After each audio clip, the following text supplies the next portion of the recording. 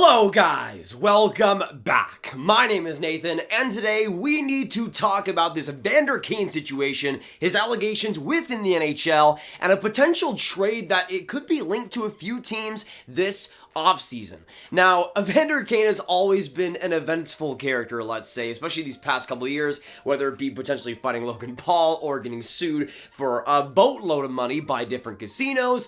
This guy has been through it all. But this past week got even more messy as his wife was alleging that he was gambling on his own NHL games with the San Jose Sharks. He's obviously come out and denied that, and the NHL is putting their own investigation on the situation. But there's been even more coming out about the San Jose Sharks relationship with Evander Kane that makes this situation even more juicy and could lead to a pretty big trade this offseason. So what is going on with Evander Kane, and could he actually get traded this offseason? Watch till the end for all the trade rumors and all the news, and hit that subscribe button if you are new. 60% of the people watching are not subscribed. If you like hockey, if you like trade rumors, this is the place to be. Now, before we delve deep into trade rumors and what teams could potentially be interested in Evander Kane, we first need to point out the elephant in the room that no team is ever going to think about trading for him until this investigation is over and done with. And again, if you haven't seen already, Evander Kane's wife basically went on a whole tangent on Instagram,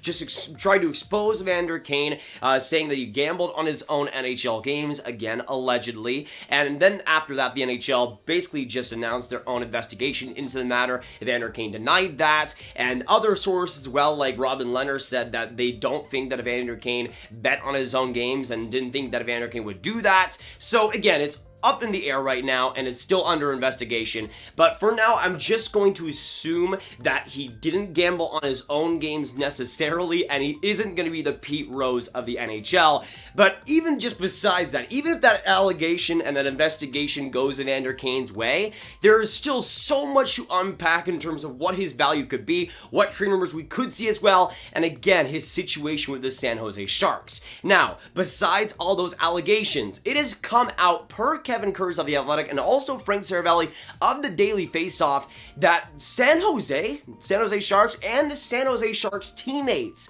want Evander Kane gone. Regardless of the allegation results, which was also pointed out by Kevin Kurz, regardless if he bet on his own games, the teammates in San Jose, multiple teammates in that locker room, want Evander Kane gone. They want him traded, they want him bought out, whatever it has to take to get him away from the San Jose Sharks. And this isn't just like an, oh, he's a bad character thing. He was amazing last year for San Jose, was their top point getter, was super consistent for them, and as Evander Kane said, he had his best season of his entire career.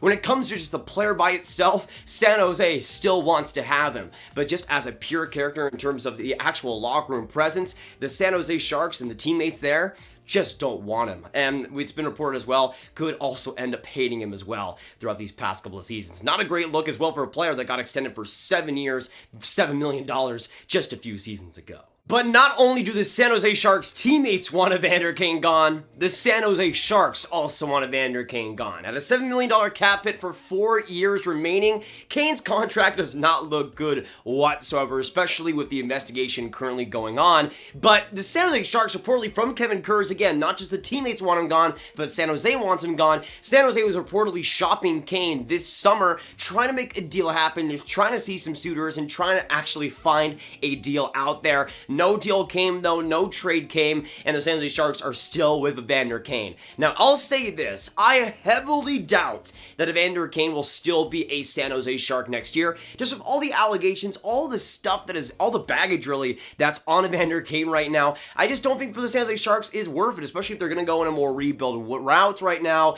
Evander Kane just doesn't really make too much sense. But again, just in terms of the pure player, he's still fantastic. 22 goals, 27 assists for 49 points in 56 games last year. And again, as Kevin Kurz points out, as Evander Kane points out, it was one of the best years he's ever had, especially on offense. He was brilliant in terms of play driving, great on the power play, had some great clutch goals, and was one of San Jose's best players. That is a tough situation for a team like San Jose that apparently still wants to contend, I guess, right now. But Evander Kane is that much of a distraction, that much of a nuisance in that locker room that, again, not only only the teammates, but the San Jose Sharks want him gone. Again, pretty much right after signing that 7-year deal. It was obvious this was not a guy you committed 7 years to. San Jose did it anyways, and now they're paying the price pretty drastically. And when I talk about baggage with Evander Kane, I talk about some real baggage here. Not even just this past week. He was filed for bankruptcy last year. He has $500K in casino debt. He was sued for $8 million.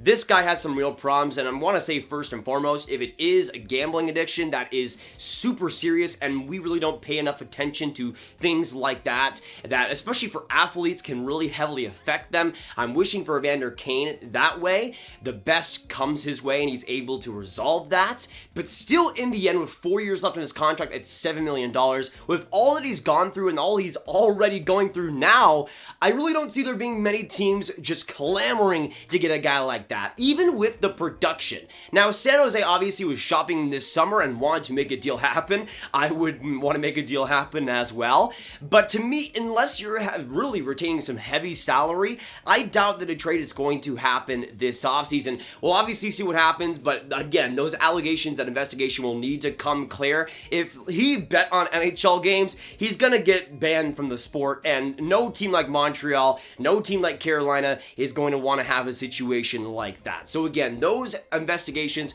will need to come clear, but even if they do, there's still so much to unpack with Evander Kane, so much, not even just with the things outside of the ice, but in the locker room, in all of that. He just doesn't seem like a fantastic teammate from everything we've seen, and for a lot of teams, I don't really see why you take that type of guy on, especially for his contract. I mean, we saw Marc-Andre Fleury for the same cap hit get traded for nothing, and we know how good of a person Marc-Andre Fleury is. Comparing that situation to Evander Kane, it's going to be real tough for the San Jose Sharks to get rid of that deal. But even though it will be difficult, I will say this, it is not impossible. And again, those investigations need to come clear, but let's say San Jose retains 50% of the deal and they, let's say, just go the full rebuild route. You'd obviously have $3.5 million still on San Jose, but it'd be a $3.5 million cap hit for 4 seasons, and even though he doesn't seem like the greatest teammate, his production is still pretty fantastic, and we've seen some teams like